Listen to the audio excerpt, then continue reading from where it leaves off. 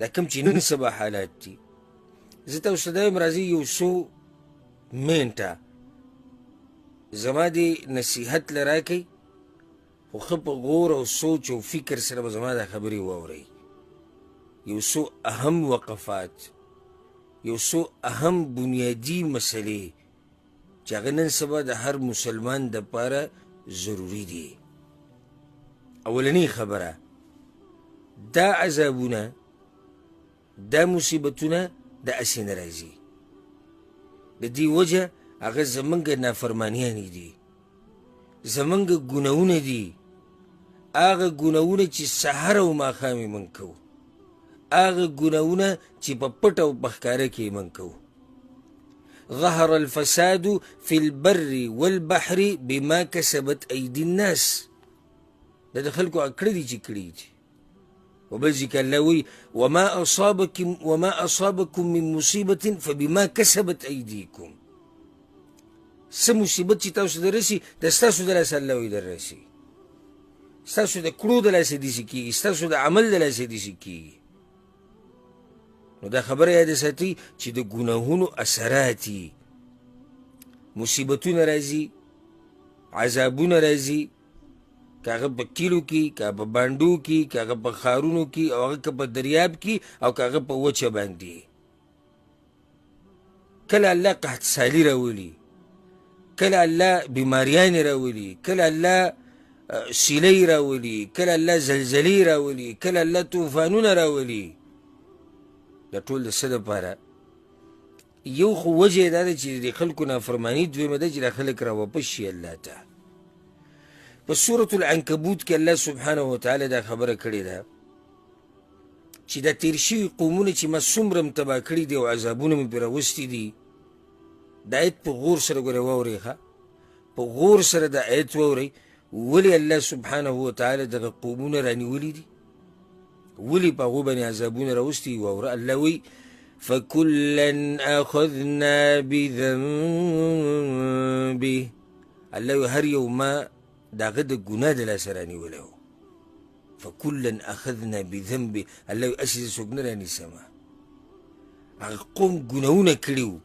فمنهم من ارسلنا عليه حاصبا ومنهم من اخذته الصيحه ومنهم من خسفنا به الارض ومنهم من اغرقنا.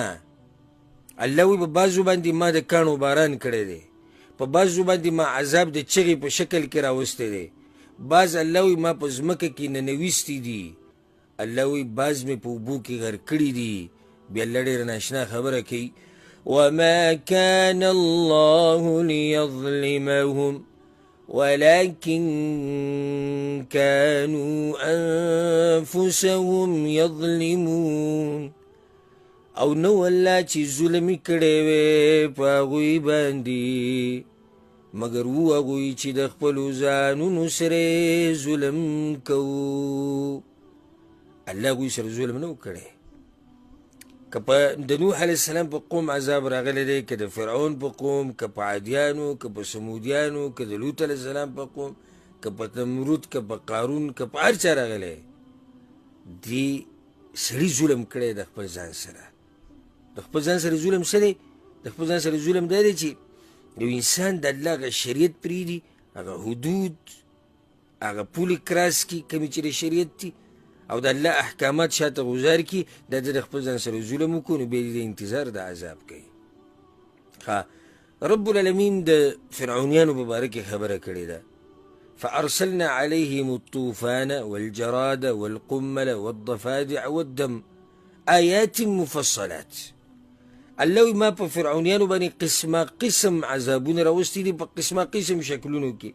هغه څنګه طوفان پې ما راوستی دی، الله وی مولخانو عذاب پې ما راوستی، د سپږو عذاب پې الله وی ما راوستی دی، د چیندخانو عذاب الله وی ما پې راوستی دی، د وینې په شکل کې پې ما عذاب راوستی دی. آیات مفصلات، د ښکاره معجزې وي، ښکاره خبرې وي.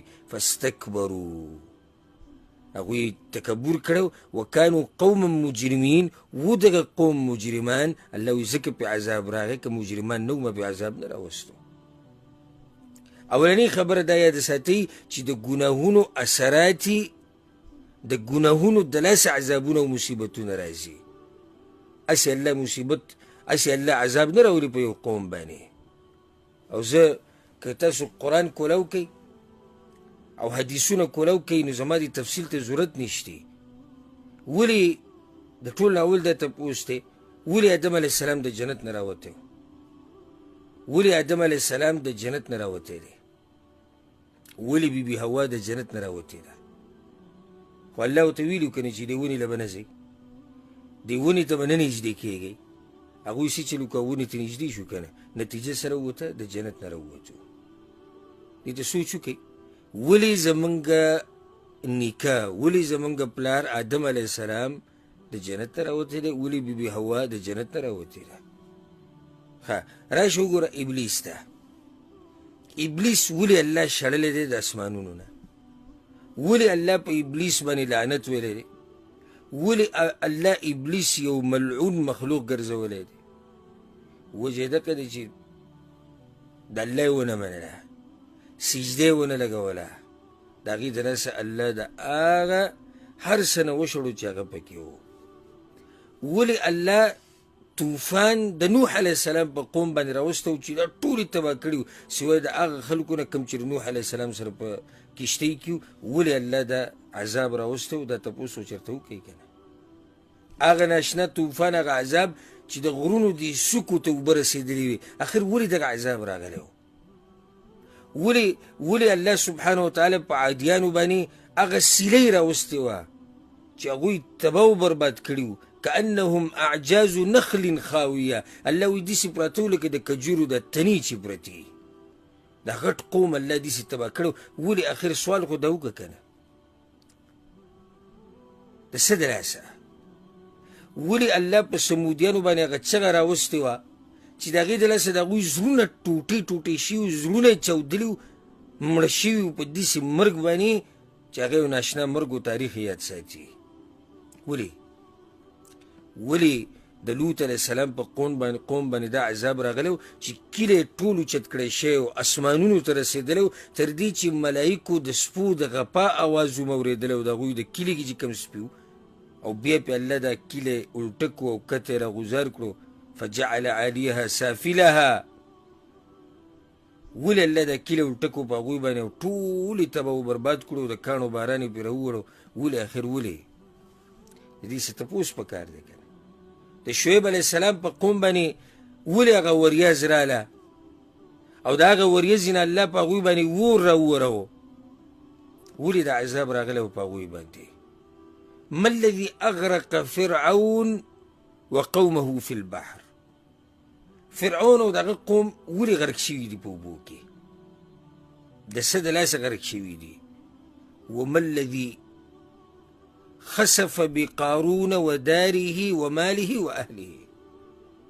قارون ولې په ځمکه کې ننوتی؟ په قارون ولې دا ځمکه وشلېده او هغه پکې سره د ماله لاړ او لاړ پکې؟ په دې خو څه وجه وه که نه؟ هغه ګناهونه وو. زما اولنۍ نقطه په دې بیان کې اهمه چې د دې عذابونو وجه هغه زما او ستا د نافرماني ده. حالاتو ته وګورئ زمونږ که نه، تاسو دې حالاتو ته سوچ وکئ او بیا دې عذاب ته وګورئ.